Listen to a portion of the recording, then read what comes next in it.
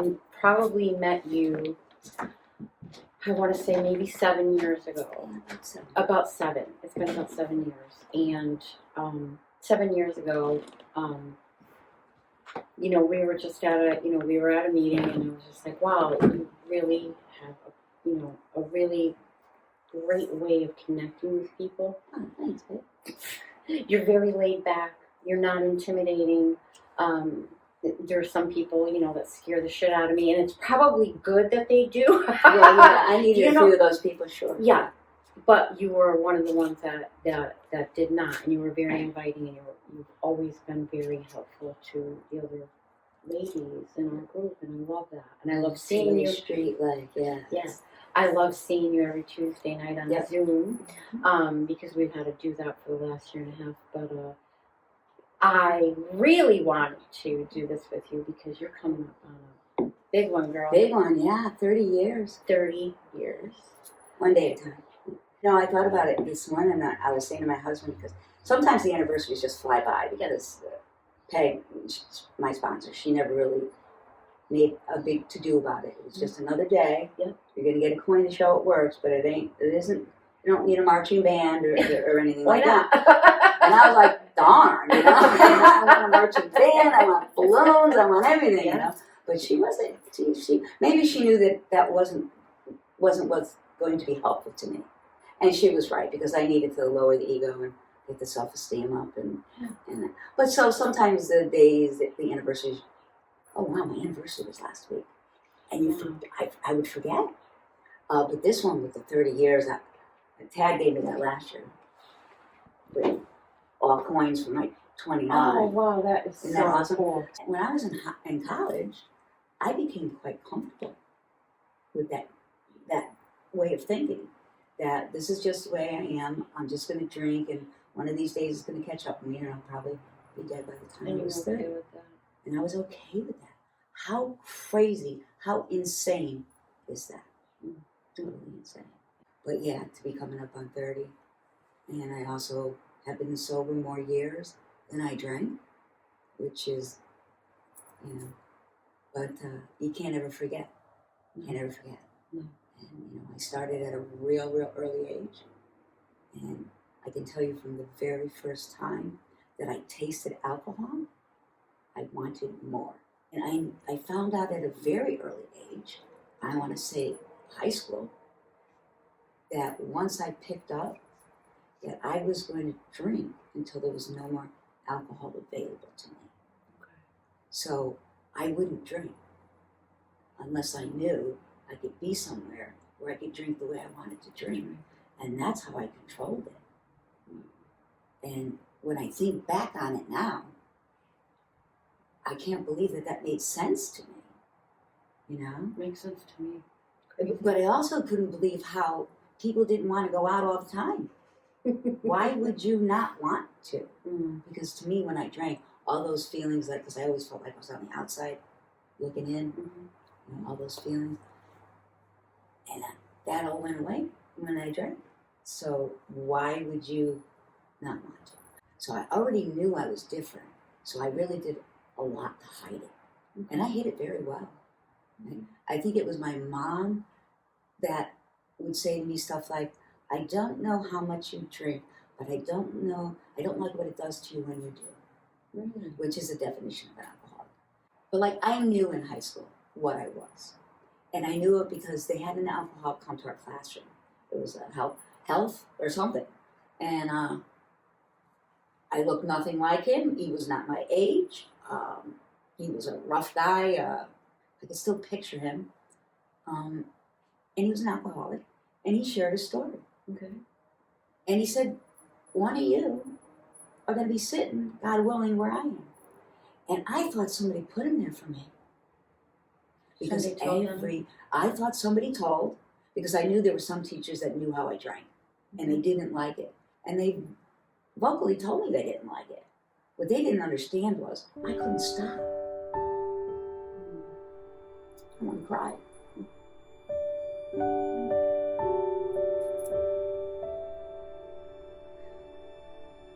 I want to cry with you, because I know that feeling. very lonely time. But I hid it well, I was president of the class, you do of course. all those things. Yeah, you're everybody's best friend and Very lonely, scared. But I knew what I was. So I said to myself, well, okay. I'm an alcoholic. I'm Here's a going to be typical the greatest alcoholic. No, here's a typical alcoholic response. alcoholic. All right, okay. I'm an alcoholic. And one of these days, I'll go to those little happy rooms he's talking about. And I'll get better. But until I get as bad as you, Yeah. I'm going to continue on my path. And this is just the way my life is going to be. Thank God I got in. I'm alive. How many people don't make it for it? And when they say that hole, any void that you have is God shaped, they're not kidding. And it's the God of my understanding. You know what I mean? My journey back into the Catholic faith is a long one, and I'm not there yet. Not there yet. But it is the God of my understanding. And I found him again because I got mad at him years ago. And I said, I don't want to talk to you no more. So when I came into the program of Alcoholics Anonymous after a rehab, actually did that table talk thing where I came home and my brother helped me and my family, all my family helped me. And sat around and told them, how in my life I could do anything I put my mind to. I can't stop. So they got me help. And see, a lot of people don't have what I had a family that, we have our issues and we're a normal family, you know what I mean? But always had my back, you know what I mean? And so they got me into a rehab. And I didn't have insurance. My father paid that bill. It was a big bill. It was a lot of money. And I went back in a year later to another one. It didn't take the first time. But when I went in and I woke up out of that detox, because I needed detox, I was drinking about a quart a day of vodka. And the doctors were very worried about me because I was going to die. So I did. I went into rehab and it didn't take the first time because I didn't do what they told. You know what I did? I got into the program. First 3 months, I did everything they told me. And then I stopped because I felt I was better. Then I got a job back in my field. I got back together with my son's father. I knew So it worked. all the things that they told me not to do. And then I went from 11 meetings a week to 3. I was drunk within a month. And it took me 2 years to get to now. Because I would get 6 months to drink on a weekend. And I was lucky that I made it back. Yeah. You know what I mean? Yeah. And that I didn't pick up anything harder or try anything or kill anybody, get in my car. That's my biggest fear. Yeah. Getting in the car and hurting somebody. Oh my dear Lord. Yeah, I was blacking out, and that's all I did was black out. Yeah, I stopped driving. Me too. I stopped driving. I stopped driving. I kept on drinking, but I stopped driving. My husband even got a car with a stick. I didn't know how to drive a stick. I needed it. I needed it when I woke up in the morning to throw up so that I could drink again. I threw up bile every morning just to get it down. I lost my teeth. These are dentures. Yeah, there are war stories. There's tons of them. We all have them. Coming to the program, keeping an open mind, finding women friends. Oh my word. It was the women in the program that really that helped me. And I do also have male friends in the program that I love dearly, that I would do anything for, just as my women friends, But that's later on. In the beginning, sticking with the women is the way to go. Yeah, I didn't listen to that part. Yeah, I didn't listen to that part because I wanted to stop. Right. I was doing it, hanging out for dear life, but guys don't ask you what your deep dark secrets are. So I was okay with that. Right. It was a time where I was coming up on 3 months sober, and we were going to this wedding from people that we knew in my college days, friends of my son's father. And we were at a very lovely place in Oak Saybrook on the water. And I didn't want to drink. But here I am with all the old college friends, and they don't know the hell that's been going on and everything. my son's father said to me, do you mind if I drink today? I was scared that I was going to drink. Okay. And at that point, there were no guarantees on how I was going to act. I had no control anymore. Okay, I could be out in the deep blue sea and some of the ships coming to get me. Mm. I could have ruined her wedding. I could have, Right. or I could have been the life of the party. Yeah. But I never knew. Mm-hmm. You know, we were in the church, and I was on my knees in ceremony. I couldn't pay attention to her. All I did was I begged God. I said, please, I do not want to drink. I do not want to drink, please. And I never begged for anything in my life before that. And since that day, the desire to drink has never been stronger than the desire to stay sober. And it was right there in that church. I did get divorced in the program, unfortunately. We did try. And I pray for my son's father every day. And we're friends today.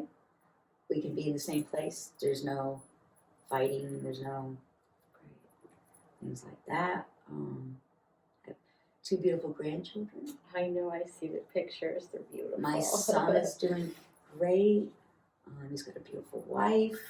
I mean, remarried. You know? It's all good, isn't it, Donna? All good. When we think back, we When don't I think that back, what we don't deserve it. I don't know what it God's is. grace, His mercy, all of it. All Yeah. of it. The ability to go to work, to be a productive member of society, Mm-hmm. to have choices, to have viewpoints and not just follow, to actually have viewpoints. Yeah. You know, to Yeah. trust that I know myself and to trust that what I think and what I feel are correct. And if they're not, I know that I go to people and I have trusted friends that I can run things by that can say, A, you're batshit crazy, you know, Yeah. or B, Yeah. you're spot on. Yeah. Or you know. Yeah. And you know the fact that there are women and men in this program. I can pick them on the phone anytime, day or night, any day of the year, Yeah. and they would be there. It's amazing, isn't it? I knew that I had to do things. I knew that it was my responsibility to pick myself up and Mm-hmm. to, you know, get a job, get my son through college. You know, I was able to buy a home. I did all that by myself. Mm-hmm. But knowing, well, I had help from my dad, you know, to buy the house. But knowing that all this was my responsibility and knowing that I could do this. I could be a single mother going to work, raising a kid. You got it. You got this. I know. Our self-esteem is so... Yeah, because my self-esteem was here, my ego was here.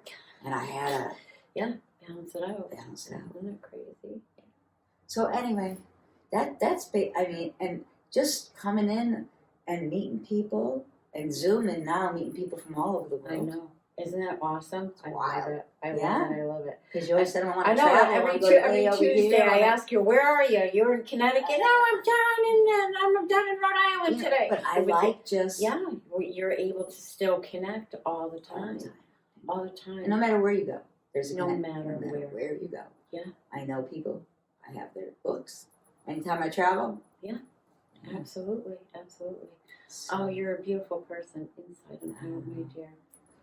I love it's you. been a wild ride. Yeah, it has. Yeah, and it's I'm not over yet. So happy that I But you're got an you. inspiration, and you know what's fun? I'll tell you one thing. When I first saw you, I came home and I told my husband, I said, "There's a girl, Lori." I said, I really want to get to know that girl because she's got it going on. You know what I mean? But I got Like, the walls. Well, yeah. I said, she's going to be a tough egg. I said, but I really like her, but she's got that toughness that I came in with it too. Yeah. You know? And I said, but I really want to get to know her. And then Did you with the DMV? I saw you at the DMV, and I'm like, it And was I God saying, this is how you're going to meet that girl. Yeah.